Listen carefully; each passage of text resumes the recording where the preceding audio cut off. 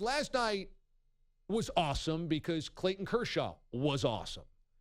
And when you watch one of the greatest of all time perform in that spot with that pressure, you love it because it's that guy who's going to go down in history of having that moment. That guy, that moment.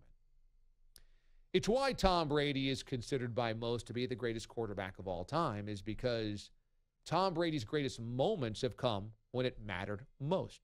That's why Joe Montana is considered the second or first greatest quarterback of all time, because of his perfection when it mattered most.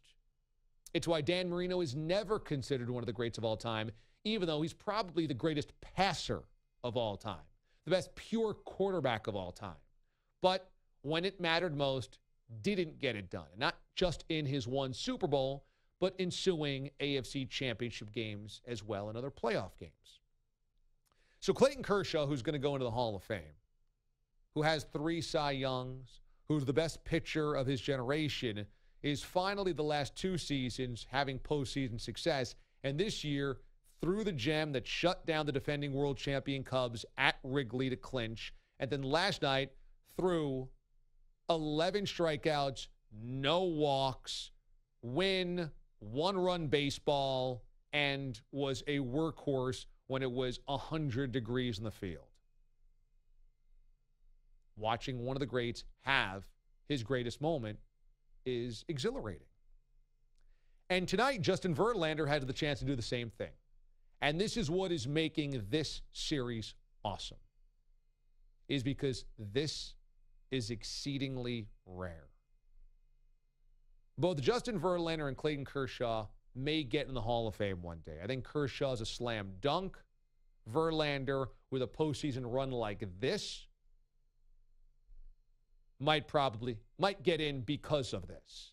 But he has those types of credentials, having won Cy Youngs and been the ace of the staff for a long time and being the workhorse pitcher and now being kind of rejuvenated going to Houston. And when you look back at the last, let's say, 25 World Series, it's hard to find dueling Hall of Fame pitchers.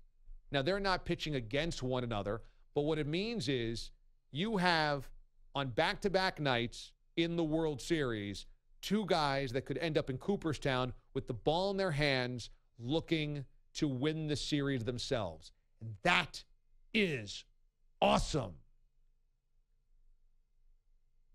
You know, go through the recent champions. It's weird, but you don't have future Hall of Famers all over their pitching staffs. Madison Bumgarner is right now trending in that direction.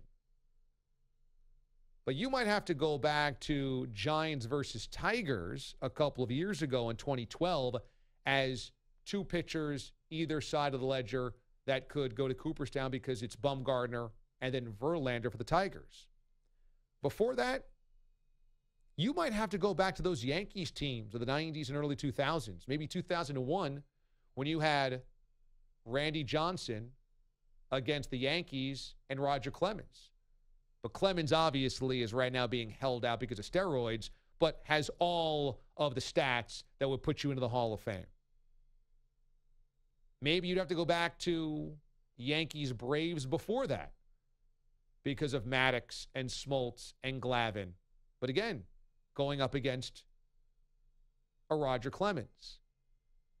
I mean, it is few and far between when you have, and that could be it for the last 25 years when you really look at it.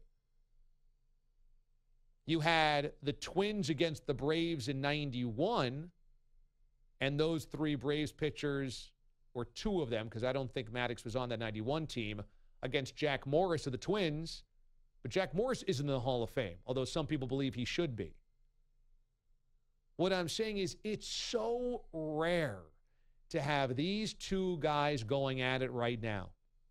And it makes it so special. Because there was a point in time when your Bob Gibson or your Sandy Koufax or your Whitey Ford, those were guys you had to have pitching at the highest level to win a World Series almost single-handedly.